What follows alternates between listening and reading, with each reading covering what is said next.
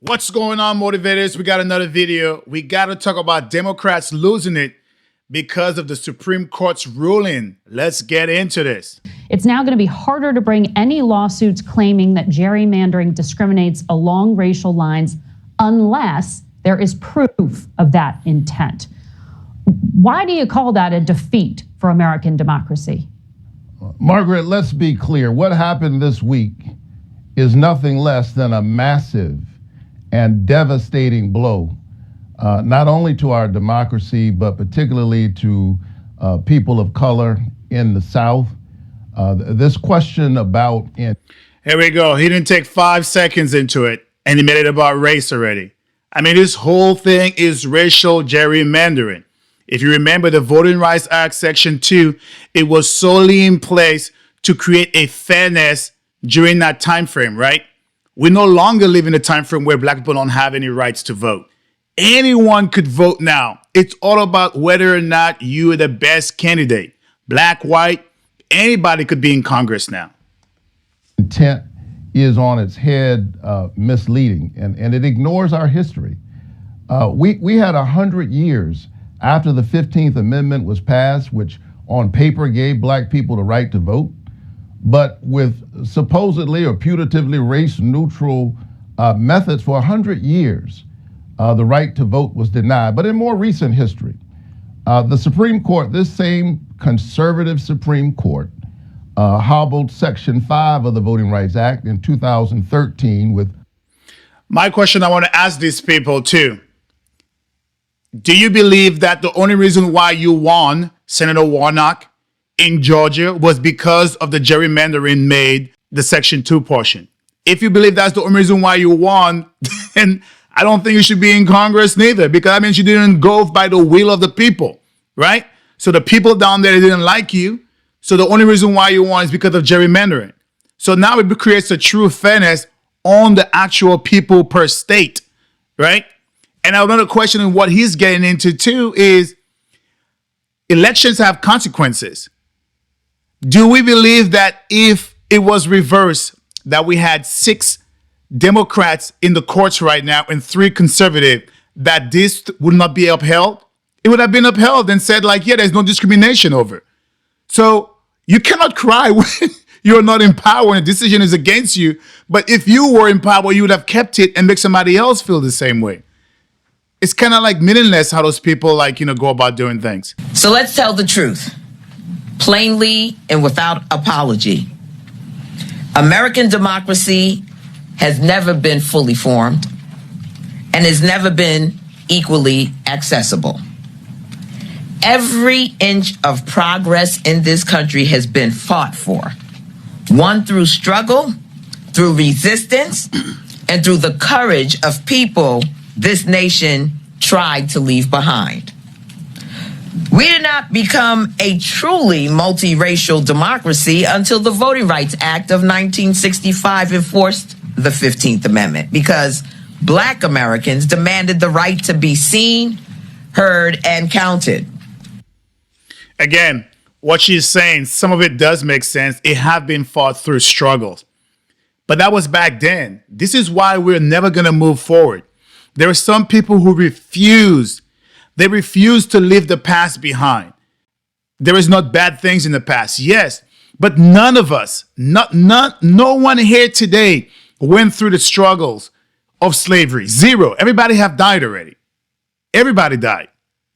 So were there struggles in the 40s and the 50s and thereafter? Yes, there were. But nowadays it's completely different. And to say, no, we are lying to ourselves. Now, does that mean there are some people who may still think this way? Of course, yes. That's why there'll always be black and white, Asian. There's always going to be disparity amongst people.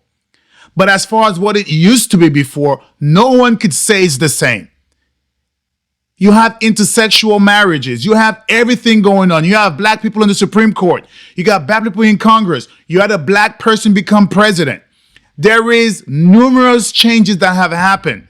But these people, they're going to consistently tell you nothing have changed just so they could fit the narrative that they want and to create that division within the United States. That's all it is. That progress was paid for in blood, in sacrifice, and in unbreakable resolve. And now, 60 years later, we are watching that progress be ripped away. With its decision in Louisiana v. Calais, the Supreme Court has opened the door to a coordinated attack on Black voters across this country. This is an outright power grab. It's about silencing Black voices, dismantling majority Black districts, and rigging the map so that politicians can choose their voters instead of... Remember this. Whatever Democrats accuse you of, that means they're the ones who are doing it. She mentioned rigging the maps. If you have not checked the maps Democrats are talking about, it's the most gerrymandered. It doesn't even look like a district. I'm telling you, people have to move miles away just to get to their constituents because it's so distorted. But they're touting that it's being rigged, trying to create a fairness back in. We could watch this map right here. This is what Democrats call fairness. You watch to the left, the district, and their proposal is to create this craziness for a district where it goes up and down, mid-size, east to west. This is what Democrats are creating, and they're calling this fairness. Let me know what you think. But we're not here to step back. We're here to fight back. Yes. Now, when this decision came out earlier today, it's an unacceptable decision, but not an unexpected decision. Because this isn't even really the Roberts Court. Mm-hmm. It's the Trump Court. Yes. And what we would expect from the Trump Court is an effort to continue their scheme to suppress the vote and rig the midterm elections and beyond. This guy's such a slime bag, sleazeball. We all could see it. I mean, the way he talks to, like, not inspiring. Everybody know he's Timu Obama. He wants to be Obama, but it doesn't come. That rising inflection, he does not have it, right? But again, they're touting the Voters Act. Nothing is going on with the Voters Act. Section 2 with the gerrymander piece is the only thing that have been shut down to create fairness. To just hide that intent instead of actually address and prevent and protect Americans' voting rights who are at risk, and especially communities, I think, in the South of the United States, but it really affects every American across the country. Should New York respond in kind by doing its own redistricting once the amendment, if the amendment passes? I have long felt that we all have to play by the same set of rules, and the Republican... Wow. The Republicans are playing the rules that they've been playing by now, and now they're trying to twist it that we have to play by the rules. Amazing. Damn all this cute and being nice. If Republicans wipe out 10 to 15 black seats in the South, you damn Skippy, I want to see a 52-0 map in California. These people are delusional. Delusional. You got Roland Martin going crazy. He wants that to be 0 representative in New York, 0 representative in California too. If they have 52, that means they're only getting 5 more seats. The same thing for New York. New York only has 8 more seats left. If you add New York to California, the 5 and 8, that would give you 13. With those 13, you still have room in all of the Republican states that if they were to zero it out, it will not be in Democrats' favor. What they're saying makes 0 sense. Then it will just be red versus blue. And guess what? There were more places to gain points in every Republican states than there are in Democrat states left because of the gerrymandering rigging that Democrats have done for years. So their proposal makes no sense. In the end, they're going to lose.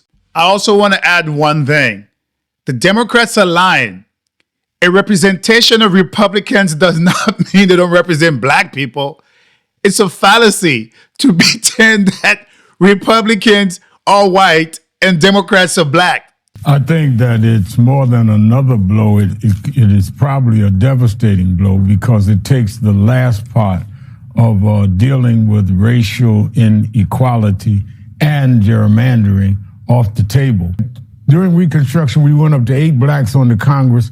When they ended Reconstruction, it was until 1969 before we got 8 blacks in Congress. So, again, these people are lying. They're making this all about race. The Voters' Rights Act did not get dismantled. The gerrymandering portion is all, and anybody could represent. A majority of the people who represent, they suck anyway. So I say have a good candidate, and there might be good representation.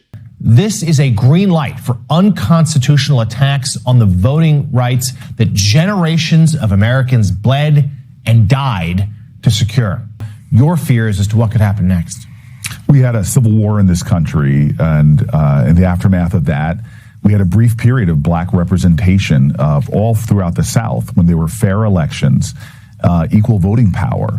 The first black senators and congresspeople came, and then within a decade, all of that black representation was eviscerated because those southern states moved to suppress blacks' voting rights. It's blacks and whites joining together in a rainbow coalition to establish what we have today, the Voting Rights Act.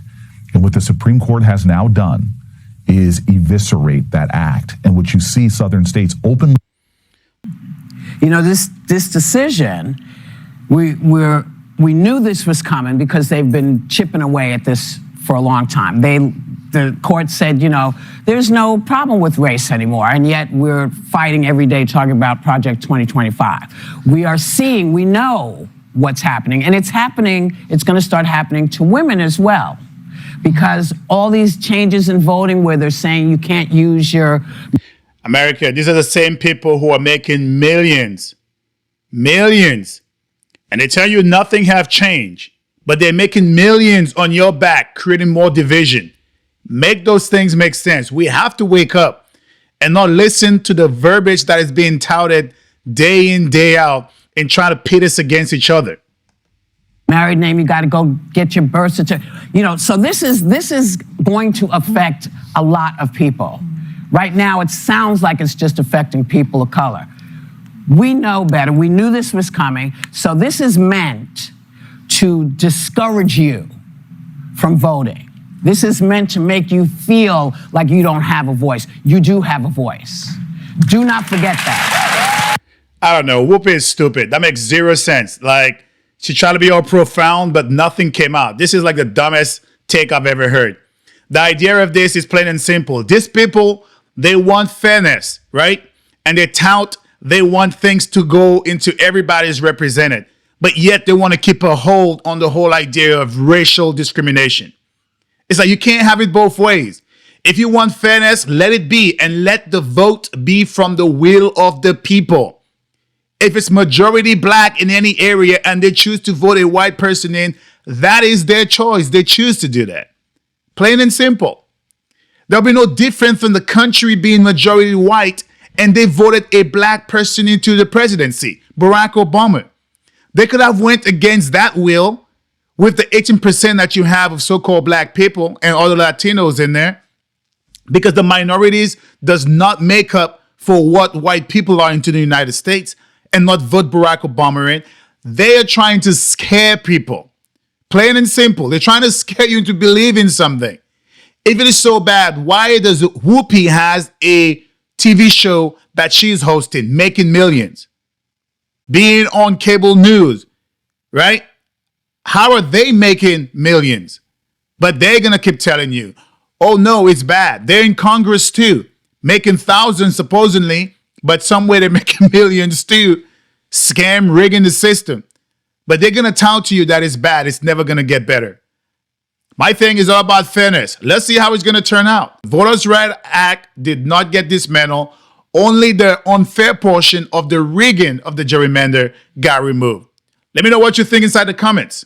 All right, motivators, if you enjoy what you've seen and heard, please like, comment, share, but most importantly, subscribe to A Black Veteran's Perspective. Stay motivated.